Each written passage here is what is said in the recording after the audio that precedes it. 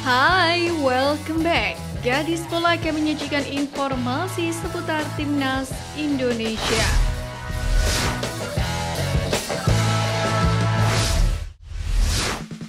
Sukses mendulang kemenangan besar pada laga perdana, Garuda Nusantara akan memainkan laga kedua Grup A ASEAN Cup U19 2024 dengan menghadapi Timnas U19 Kamboja, yang mana sebelumnya secara tak terduga takluk dari Timur Leste. Pertandingan yang memalukan bagi Kamboja itu pun juga ternyata disaksikan oleh Indra Syafri. Meski tidak menonton laga secara penuh, namun Indra mengaku ia telah mendapatkan gambaran bagaimana permainan The Young Cobra. Indra Syafri pun mengaku sudah mengantongi peta kekuatan Kamboja. Jelang laga kedua nanti, Indra tak ingin anak asuhnya meremehkan Kamboja yang menelan kekalahan di laga perdana. Ia menegaskan bahwa selalu mewaspadai tim secara keseluruhan, bukan individu.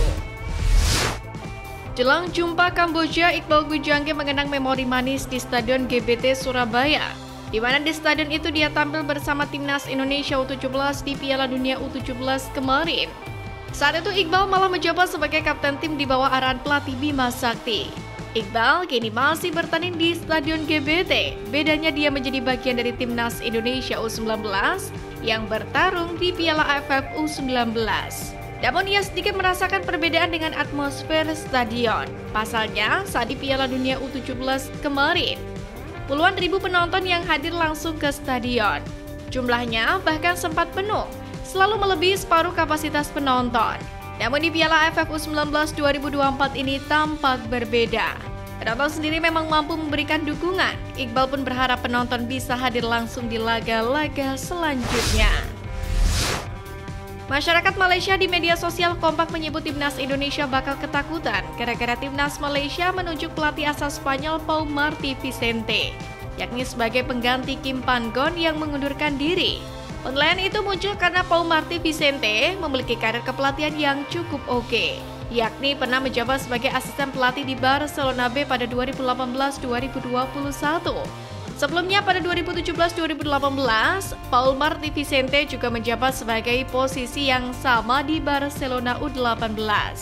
Pengalaman menangani Barcelona tersebut membuat Pau Martí Vicente dikadang-kadang paham betul dengan karakter tiki-taka yang identik dengan Blaugrana.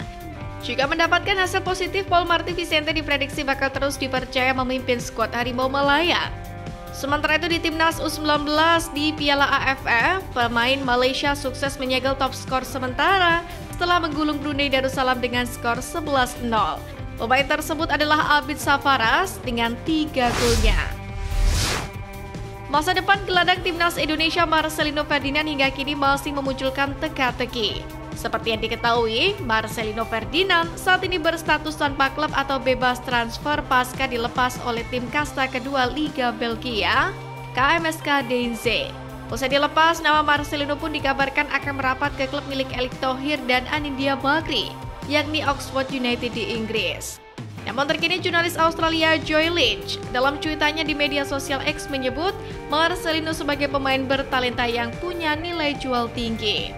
Salah satu klub yang digadang-gadang menjadi pelabuhan baru Marcelino adalah Brisbane Roar. Brisbane Roar sendiri pernah meraih kejayaan bersama Ange Postecoglou yang kini melatih Tottenham Hotspur. Tepatnya pada musim 2010-2011 dan 2011-2012, Brisbane Roar 2 kali beruntun mengakhiri musim tanpa kekalahan. Bek Timnas Indonesia JSS bercerita perihal kenekatan supporter saat mendukung penuh skuad Garuda dalam pertandingan, di mana ia dibuat kaget dengan kenekatan fans wanita terhadap Timnas Indonesia. Bahkan ada sebutan cegil alias cewek gila yang sangat fanatik untuk mendukung Timnas Indonesia. Bahkan sampai mendatangi ke hotel-hotel pemain skuad Garuda. Namun demikian, JSS tidak mempermasalahkan hal itu. Ia justru memberikan apresiasi yang luar biasa kepada supporter tim nasional Indonesia.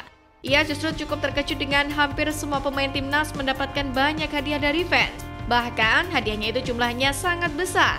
Baik Venesia itu sempat berpikir agak aneh dengan perilaku para fans tersebut. Namun ia dibuat lebih terkejut karena hadiah untuk Nathan Juan ternyata lebih banyak ketimbang JSS. PSSI melalui akun Instagram @timnas.indonesia sempat menyampaikan pengumuman bahwa mereka tengah mencari pelatih terbaik untuk mewakili Indonesia di Piala Dunia. Hal itu sempat menimbulkan pertanyaan terkait apa yang terjadi dengan Sintayong. Namun usut punya-usut, pengumuman yang dimaksud PSSI bukanlah mencari pelatih untuk timnas Indonesia. Dalam hal ini PSSI akan menggelar turnamen berskala nasional sebagai ajang kualifikasi terbuka untuk FIFA World Cup of Football Manager 2024. Pelatih virtual Gym FM yang mampu menjadi yang terbaik di kompetisi tersebut akan mewakili Indonesia, yakni pada kejuaraan dunia Football Manager edisi pertama. Dua tahapan seleksi akan dilakukan dengan terdiri dari online qualification dan offline qualification. Nantinya juara satu berhak untuk mewakili Indonesia ke Liverpool, Inggris sebagai manajer yang akan bertanding di FIFA World Cup Football Manager 2024. Sementara peringkat kedua akan menemani sang juara sebagai asisten manajer. Sintayong sudah berada di Indonesia sejak 2019, namun kemampuan berbahasa Indonesianya masih belum mendekati cukup atau lumayan. Pelatih asal Korea Selatan ini masih belum bisa berkomunikasi dengan bahasa Indonesia saat berhadapan dengan awak media tanah air. Ia tetap menggunakan bahasa Korea dan memakai penerjemah, meski sesekali mencoba menggunakan beberapa kata dari bahasa Indonesia. Bukan tanpa alasan mengapa Sintayong belum bisa berkomunikasi dengan bahasa Indonesia. Hal itu lantaran sangat sulit dilakukannya. Salah satu penyebabnya adalah sulitnya mengeja konsonan ganda yang ada dalam bahasa Indonesia, yakni huruf mati dalam satu kata. Sintayong sendiri merasa perlu belajar bahasa Indonesia, terlebih setelah memperpanjang kontrak bersama skuad Garuda hingga 2027 mendatang. Hal itu pun dilontarkan Coach Shin di hadapan awak media pada Mei lalu. Baginya berkomunikasi dengan bahasa itu wajib. PSSI mempunyai satu kandidat lagi selain STY untuk menangani timnas Indonesia di ASEAN Cup 2024. Tentu hal ini berkaitan dengan fokus STY yang akan sepenuhnya pada Garuda di kualifikasi Piala Dunia 2026. Fans Indonesia pun belakangan ini mendesak PSSI untuk menunjuk Nova Arianto. Pelatih muda itu baru saja membawa timnas U16 Indonesia meraih tingkat ketiga ASEAN Cup U16 2024. Namun jika melihat kesuksesan Spanyol di Euro 2024, ada satu nama lain yang pas dipertimbangkan. Untuk diketahui, De La Fuente menghabiskan satu dekade sebelumnya sebagai pelatih timnas junior Spanyol. Pria 63 tahun itu mendaki karir dari timnas U19, U21 hingga U23.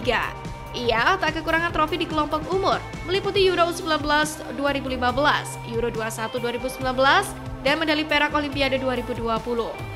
Melihat sepak bola Indonesia saat ini, Indra Syafri berada di posisi yang sama dengan De La Fuente.